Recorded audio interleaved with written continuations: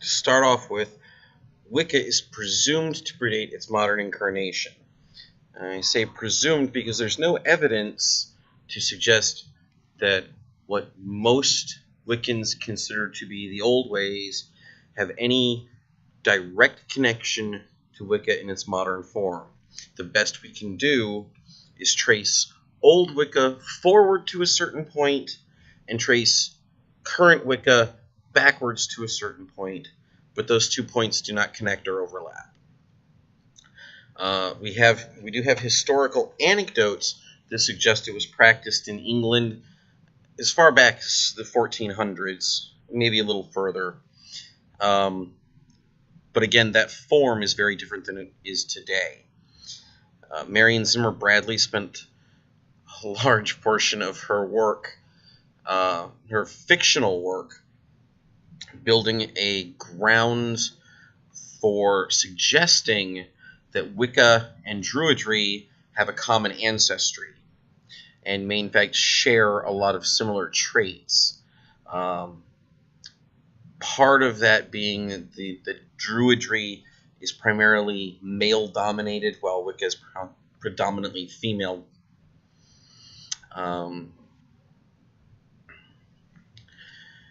And there are two theories about the origins of Wicca. Either it really did exist in the way it is today at a point that we can't really figure out, and it was completely destroyed with the advent of Christianity, or it remained only in extremely secret societies, families, or cultural lines and was nearly lost, rather than completely lost. Margaret Murray, one of the founding members, founding members isn't quite the right term, she's often considered the mother or the godmother of Wicca in the modern world. She wrote a great many books on the subject, one of which has been quoted and requoted and misquoted significantly throughout the modern history of Wicca, the book entitled The Witch Cult in Western Europe. She even penned the 1929 entry for witchcraft in the Encyclopedia Britannica, and that entry remained in the world's most prominent encyclopedia for 40 years. So Gerald Gardner is the father of modern witchcraft, especially of Wicca. He's considered the founding personage for modern Wicca. And that has a great deal to do with the fact that before him, there are no solid records of Wicca as a religion in any shape or form. After him, there is a virtual explosion of Wicca throughout England and carrying on to the rest of the world. According to he himself, he was initiated into the New Forest Coven near Hampshire, England in 1939. There has been some debate about the veracity of that statement. However, it's the best that we have at the moment. He was already quite advanced in years when that happened. He had, prior to that, spent a great deal of time joining various secret and occult societies and organizations throughout both Europe and the Middle East. He was also quite the prolific nudist, and as anyone who has studied his life and his life's work will tell you, he was very definitely a lecherous old man in the traditional sense. In 1949, he published High Magic's Aid, which was supposed to be a fictional story based in large parts on scenes from the Key of Solomon, but also was supposed to be a representative sampling of sorts of the initiations and rituals of the New Forest Coven from England. He had to publish it as a fictional story because in 1949, the laws in England did not permit witchcraft in any way, shape, or form. In fact, it was so severe that you could be put to death for being a witch. Now, that prohibition was lifted shortly thereafter, and one of the things that makes Gerald Gardner such a central figure in Wicca is that he was not only very prolific with his writings, and his personality was very gregarious.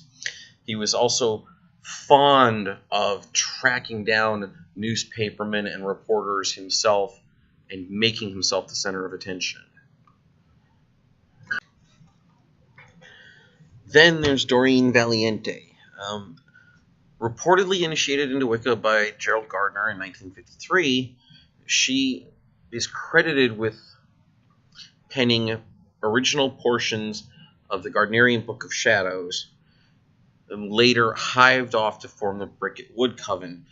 She's also been recognized repeatedly for penning The Charge of the Goddess, which is famous in most Wiccan circles and covens. She is also a very prolific writer in her own right. She is probably the first candidate for Wiccan Queen Mother, I believe is the term. Then you have Alex and Maxine Sanders.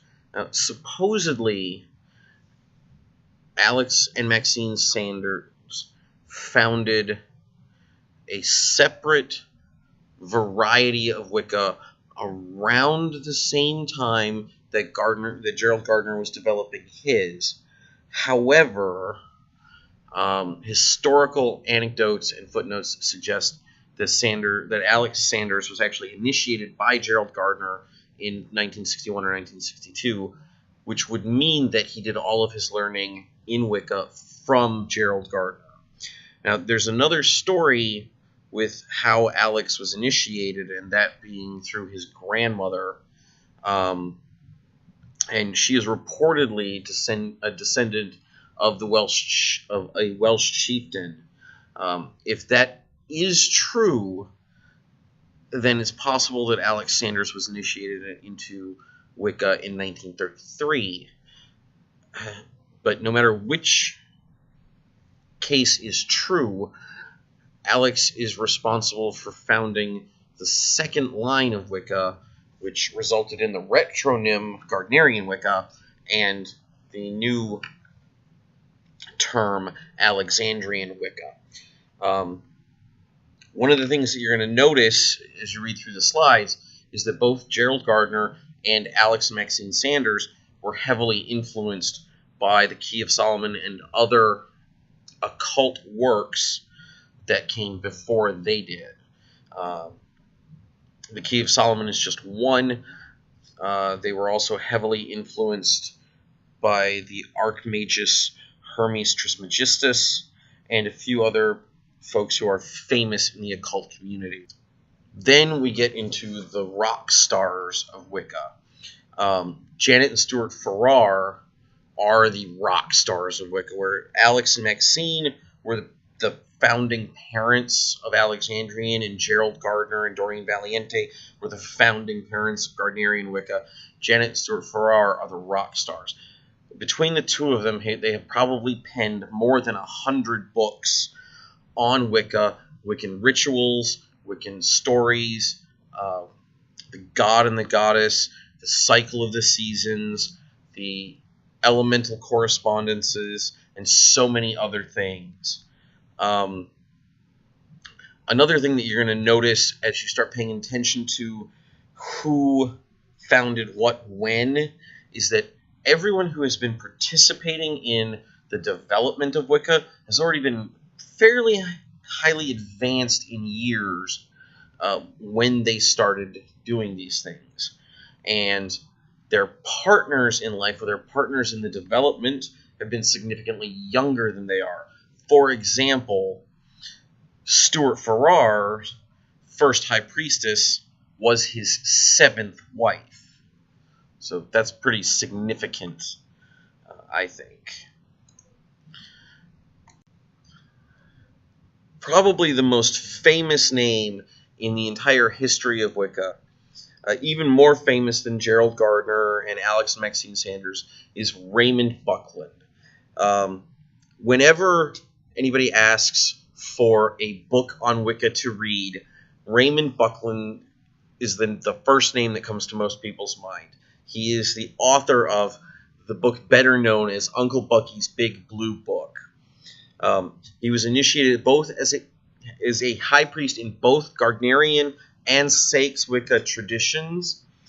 According to his own account, and there's, of course, room for debate on this, but it is unverifiably true that he was the first person in the United States to openly admit to being Wiccan. He is still alive as of the 4th of August 2015.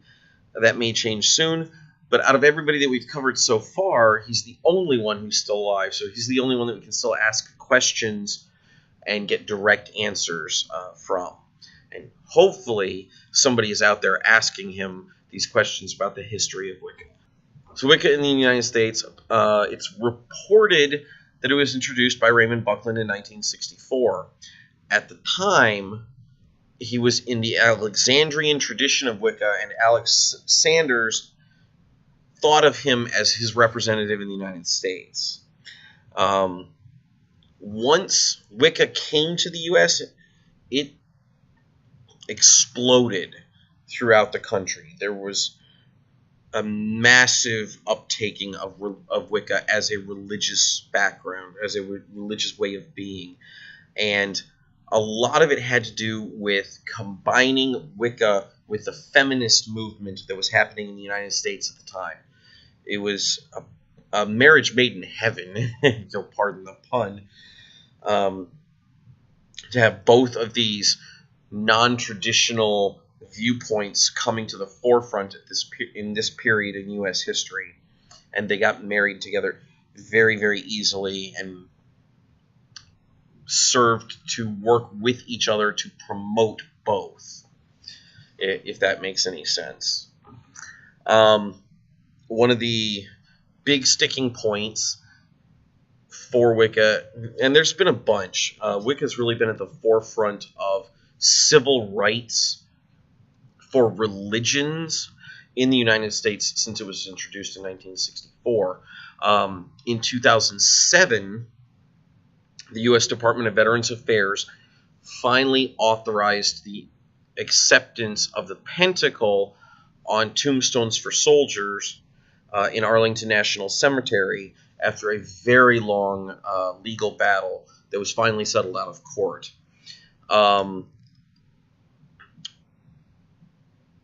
In addition to that, Wicca still faces trouble with getting a chaplain into the U.S. military. To date, there has been 5 or 6 attempts to do so, and each one of those has been shot down or cleverly avoided by the Army Chaplains Corps. In one case, making it all the way up to the Chief of Chaplains before being shot down. Now, there's no statistics, there's no hard number statistics on the number of Wiccans in the United States or in the U.S. military. Part of the problem with that is that many Wiccans refuse to self-identify as such because of the stigma that still exists against being Wiccan. My personal interpretation, just based on the numbers that I've actually seen myself in the services that I've been a part of or have conducted, and the populations that are represented by those numbers of people, is about 1 million Wiccans in the United States. So there's 330 million people in the United States, probably about 1 million of them are Wiccan, according to the math that I come up with. Because at the time that I'm recording this, there are roughly 30 Wiccans in the Fort Stewart area that I know of, that I personally have met, and approximately 30,000 soldiers, give or take. And I'm leaning low on the number of Wiccans and high on the number of soldiers.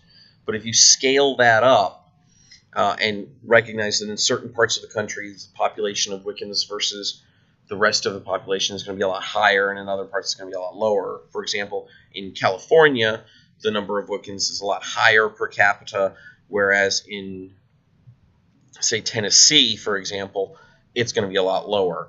Just scaling the numbers up that way, out of 330 million, 1 million seems like a reasonable number to me. One of our big wins as Wiccans was that in 1996, Wicca was added. So the Department of Defense keeps a list, an unofficial list of religions that it recognizes for things like dog tags and military records. And in 1996, Wicca was finally added to that list. To give you a comparative, Sikhism wasn't added to the list until much, much later. And Judaism has only one entry on that list, whereas Christianity has over 100 different varieties on that list. Again, talking about the number of chaplains who have been or who have attempted to become Wiccan chaplains for the military services. There are only 2 endorsing bodies for Wiccans in the armed services. One of them is the Sacred Wall Congregation, and the other one is the Circle Sanctuary. And as you can read from this slide what happened to the last one. In 2011, the U.S. Air Force Academy in Colorado Springs finally opened its outdoor worship center for earth-based religions, and that included Wicca, paganism, Druidism, and any other religious grouping that could be said to be earth-centered. Now, the interesting story behind that is that the year prior, a group of pagans had actually built and sanctified this exact same area with the approval of the base commander and all of the staff that was required. They had all the approvals in place already. And after they had completed it, they were told that they had to tear it down. And the following year, I believe it was the Department of Public Works, although it could have been the U.S. Corps of Engineers, rebuilt it and then officially opened it for use in the exact same place. Kind of boggles the mind. 2007 was the first year a census of any kind was done of Wiccans or pagans in the military, and the numbers are displayed on the slide there. And you can see some of the other problems that have come up in getting Wiccan chaplains into the armed services, or using chaplains that were already in the armed services to switch over to becoming Wiccan chaplains. What we do have instead of Wiccan chaplains are distinctive faith group leaders. And distinctive faith group leaders serve all of the same functions as a military chaplain, but they're expected to do it on a volunteer basis and in addition to whatever normal duties that they would have in support of their MOS, or their military occupational specialty.